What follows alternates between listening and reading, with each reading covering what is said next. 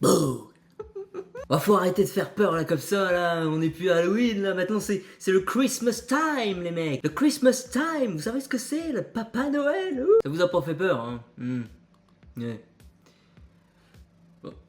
Bien le bonjour les amis, eh bien oui, on se retrouve encore une fois, hein. Là c'est assez fréquent là en ce moment, hein. Mais cette fois-ci c'est parce que Ravensburger nous a dévoilé un petit peu plus de détails concernant les cartes lieux qui feront leur apparition justement dans la prochaine extension, les terres d'encre. Les lieux c'est quoi? C'est un nouveau type de carte que je vous ai présenté brièvement dans cette vidéo là qui apparaît juste au-dessus, qui montre justement tout ce que Ravensburger nous a dévoilé là pour cette nouvelle extension. On avait encore très peu d'informations au niveau de ce nouveau type de carte, mais fort heureusement ils ont pensé à nous. Il y a eu une discussion sur le Discord de Disney Lorcana avec Steve Warner, l'un des co-créateurs de Lorcana. Donc j'y suis allé hein, sur le Discord et j'ai noté hein, sur mon petit carnet justement tout ce qu'il y a à savoir sur ce nouveau type de carte. Donc je vais vous exposer tout cela tout de suite. Hein. Mais avant je vais me mettre un petit peu sur le côté là comme ça, je vais me décaler là pour que ça soit un petit peu plus simple, tu vois. Donc je vais commencer à vous exposer la description de ces cartes lieux justement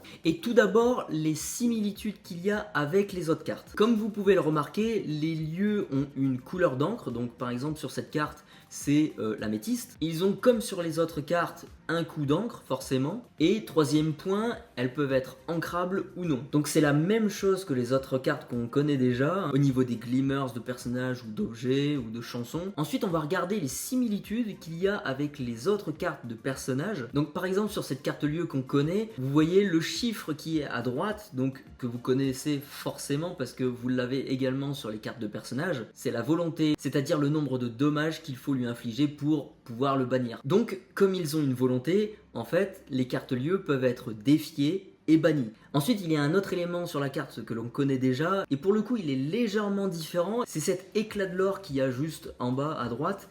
Et ça, il est un peu différent par rapport aux autres, par rapport aux personnages. Cette fois-ci, il est de couleur inverse. Au lieu d'être noir avec un fond blanc, cette fois-ci, il est blanc sur un fond noir. Il est très légèrement différent, mais ça veut dire exactement la même chose. Il fait gagner un point de l'or. Et la particularité des cartes lieux, c'est qu'au début de notre tour, lorsque l'on va faire cette phase de redressement de nos cartes, donc on va passer de nos cartes épuisées à redresser. À ce moment-là, en fait, un lieu va vous faire gagner un nombre de points de lore égal au lore qu'il a renseigné sur sa carte, justement. Donc, ça veut dire que Forbidden Mountain, au début de chacun de vos tours, vous allez gagner un point de lore grâce à cette carte. Gratuitement, comme ça. C'est fou, c'est un truc de fou. Moi, ça augmente le level vraiment là d'un coup c'est du lore gratos quoi hein. C'est vraiment vous mettez une carte et voilà à tous les tours vous faites rien, c'est pas grave, vous gagnez du lore quand même. C'est un truc de fou non? Vous en pensez quoi vous honnêtement? Dites-le moi en commentaire d'ailleurs. Moi je trouve que c'est un truc de malade quoi, c'est très fort, c'est très fort. Et en plus cette carte là vaut 2 d'encre,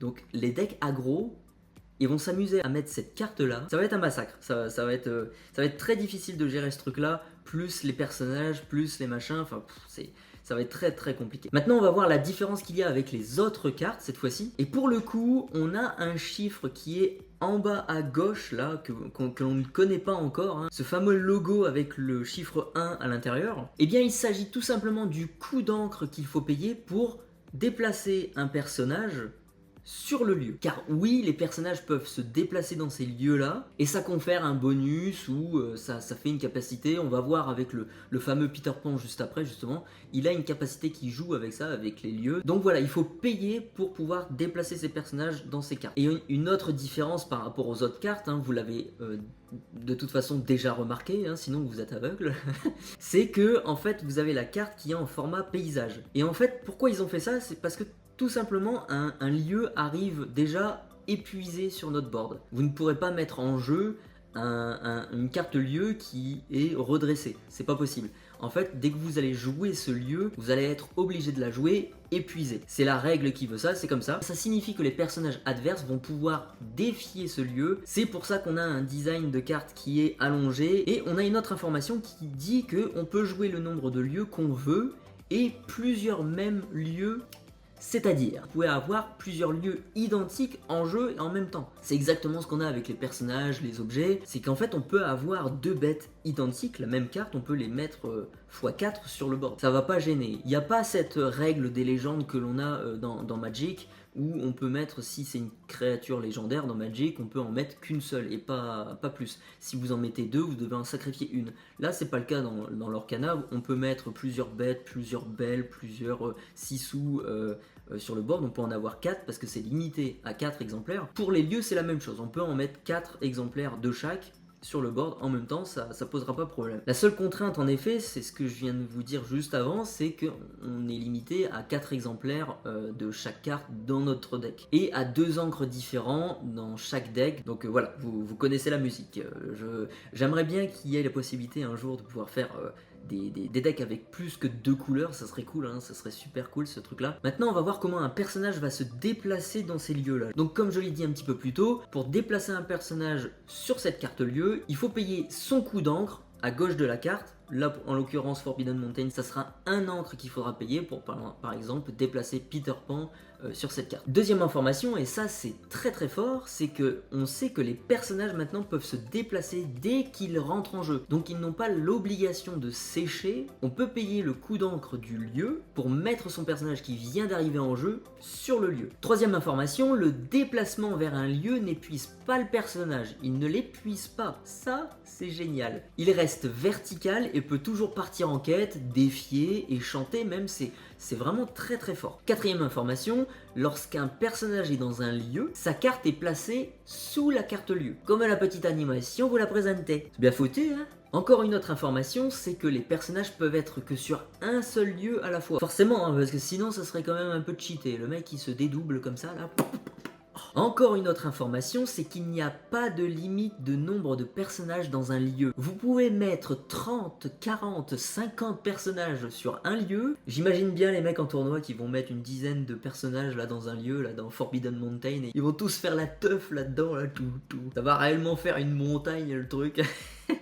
Une chose à savoir également, c'est que les personnages de votre adversaire ne pourront pas se déplacer dans vos lieux. C'est vos cartes lieux, c'est vous qui êtes le propriétaire de cette carte, donc votre adversaire ne pourra pas l'utiliser. Et une dernière information au niveau de ces règles, c'est que l'intérêt de déplacer un personnage dans un lieu est seulement d'activer des effets s'il y en a comme sur une carte de Peter Pan par exemple, qui fait gagner du lore, bon voilà. Après, à noter, il y aura peut-être des cartes lieux qui auront des capacités spéciales et qui diront, voilà, vous avez ce bonus là par exemple, vous pouvez piocher une carte supplémentaire à chacun de vos tours par exemple, ça c'est pas impossible et ça je l'achèterai cette carte là. Maintenant on va voir comment on déplace un personnage hors du lieu, mais comment va-t-on faire pour que Peter Pan se casse de Forbidden Mountain? Peter Pan ne pourra pas se barrer de Forbidden Mountain, c'est pas possible. Si, j'exagère, il y a quand même des possibilités. Soit il se fait bannir, parce que effectivement les personnages adverses peuvent attaquer vos personnages qui sont dans des lieux, soit le lieu est banni, et dans ce cas-là Peter Pan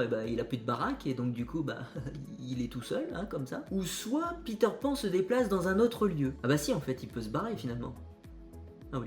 Mais attention, parce que si votre personnage est dans par exemple Forbidden Mountain, il ne pourra se déplacer dans un autre lieu uniquement si c'est un lieu différent. Il ne pourra pas voyager de Forbidden Mountain à une autre Forbidden Mountain. Comprenez le truc? Uniquement dans ce cas. Donc oui, ils peuvent se déplacer de lieu en lieu, mais avec cette petite nuance, donc c'est quand même notable. Et enfin, on arrive sur cette dernière information au niveau du bannissement d'un lieu. Si le lieu est banni, tous les personnages qui étaient dans ce lieu partent sans changement. Il n'y aura rien du tout qui se passera, c'est juste que vos personnages qui étaient attachés à ce lieu, eh bien on les remet sur le board. Même chose si votre personnage se fait bannir par un autre personnage adverse et qu'il était dans un lieu bien spécifique, eh bien ce lieu va rester, même si votre personnage est banni. Encore une autre question de règle qui est, ma foi là, très important, c'est concernant la capacité rempart. La capacité rempart dit que votre personnage peut arriver épuisé, et dans ce cas-là, ça protège un peu vos autres personnages. Votre adversaire est obligé d'attaquer le personnage qui a rempart avant de pouvoir attaquer vos autres personnages. Cette fois-ci, pour les lieux, ça ne va pas du tout les protéger. Si vous avez un Maximus et que vous l'épuisez avec sa capacité rempart, il ne va absolument pas du tout protéger la carte lieu. C'est très important à savoir, donc c'est pour ça que je vous donne cette information. Et enfin, une dernière information autour des règles. Pour qu'une carte soigne un lieu, il faut que le texte de la carte spécifie précisément que ça soigne tant de dommages à un lieu. Donc pour l'instant, les cartes que l'on a ne peuvent absolument pas soigner des blessures sur un lieu. On aura peut-être une nouvelle réponse là cette fois-ci qui va soigner les lieux, mais en tout cas c'est une information importante à souligner. Et voilà les amis, tout ce qu'il y avait à savoir sur les cartes lieux. J'espère que cette vidéo vous a plu et vous a éclairci un petit peu sur ce nouveau type de carte. Donc merci d'avoir regardé cette vidéo, moi je vous dis à très vite. Si vous avez aimé le contenu, mettez un petit pouce vers le haut et abonnez-vous les amis, il faut y aller, il faut appuyer sur le bouton abonne-toi, abonne-toi. Sur ce, prenez soin de vous comme d'habitude et à tantôt.